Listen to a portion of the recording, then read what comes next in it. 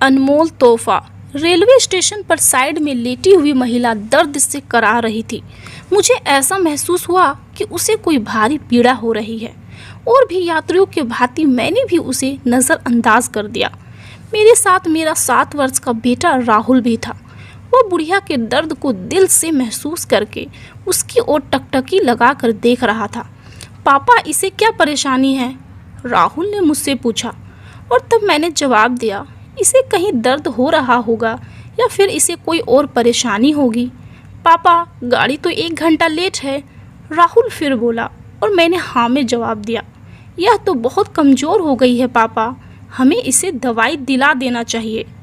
राहुल ने मुझसे कहा। मैंने उसे समझाते हुए कहा, बेटा, हम इसे दवाई क्यों दिलाएं? हम इसे जानते तक नहीं हैं। इतनी गंदी और मैली है, लगता है कई दिनों से नहाई भी नहीं है। कोई देखेगा तो हमारा मजाक बनाएगा।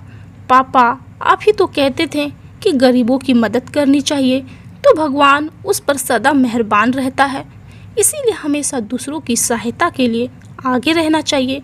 आज आप कह रहे हैं कि कोई देखेगा तो क्या कहेगा, हमारा मजाक बनाएगा। मेरी समझ से तो दूसरों की सहायता करने पर कोई मजाक नहीं बनाएगा। अगर पापा कोई बनाता है तो बनाने दो, हमें अपनी काम पर ध्यान देना चाहिए। ऐसा आप और माँ दोनों लोग कहते थे ना, लेकिन आज आप यह कहकर रुक जाता है राहुल। राहुल ने मुझे उल्टा समझाते हुए कहा।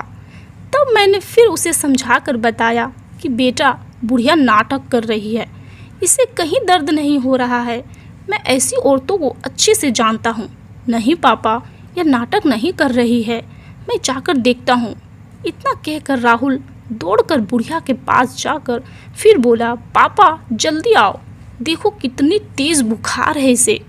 मैंने जानबूझकर उसके बुलाने की आवाज़ को अनसुना कर दिया, लेकिन राहुल के बार बार बुलाने पर मैं उसके पास गया। देखा कि बुढ़िया काफ़ी गंदी है, बुखार की तपन से करा रही है। पापा चलो दवाई दिलाकर आते हैं। राहुल मुझसे एक उम्मीद भरी नज़र से देखते हुए कहा। मैंने भी आवेश में आकर कह दिया, चलो चलते हैं।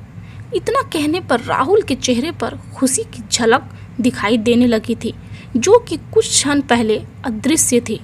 मेरे दिल में उस महिला की मदद करने के लिए श्रद्धा और प्रेम भाव जागने लगा था। पास की दवा घर से हमने उस बुढ़िया को दवा दिलाई। देर बाद उस बुढ़िया को जब कुछ राहत मिली, तब बुढ़िया हमें दुआओं की पोटली देती जा रही थी। भगवान तुम्हारा भला करे बेटा, तुम दोनों सदा सुखी रहो, तुम्हारा घर सदा धन से भरा रहेगा। भगवान तुम्हारे जैसे बच्चे हर माँ बाप को दे।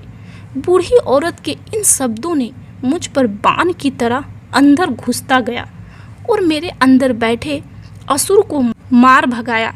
मदद करने का मुझे राहुल व खुद पर गर्व महसूस हो रहा था। साथ ही और मदद करने की भावना मेरे अंदर जाग चुकी थी। जब हम रेलवे स्टेशन पर पहुंचे तो वहां पर उपस्थित यात्रियों ने भी दोनों का दुआओं की गठरी देना शुरू कर दिया। आप दोनों उस महिला के लिए फरिश्ता हो। आपके बेटे की तारीफ जितनी की जाए उतनी कम है। यह आपके ही संस्कार हैं जो आपके बेटे द्वारा असहाय महिला व यहाँ पर उपस्थित यात्री को प्राप्त हुए हैं। भगवान आपको हमेशा खुश रखे। वहाँ पर उपस्थित यात्री कुछ कह रहे थे कि हमें इस बालक से सीख लेनी चाहिए। बालक समाज के लिए भगवान का एक महत्वपूर्ण देन है। यह सब सुनकर मेरा दिल खुशी से गदगद हो रहा था। आज मैं बहुत खुश था।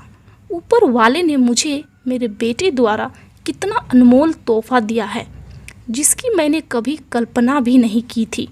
यह सोचते सोचते मैंने अपने बेटे को सीने से लगा लिया और मेरा बेटा भी मुझसे चिपक गया।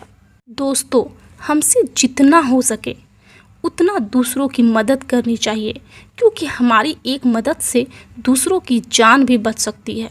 आपको क्या लगता है, उस बच्चे ने जो किया वो सही था या गलत? आप अपनी राय हमें कमेंट्स बॉक्स पर ज़रूर दें। और वीडियो अच्छा लगा हो तो इसे लाइक, और नए चैनल पे नए हैं तो चैनल को सब्सक्राइब ज़रूर करें। यहाँ तक देखने के लिए आपका बहुत बहुत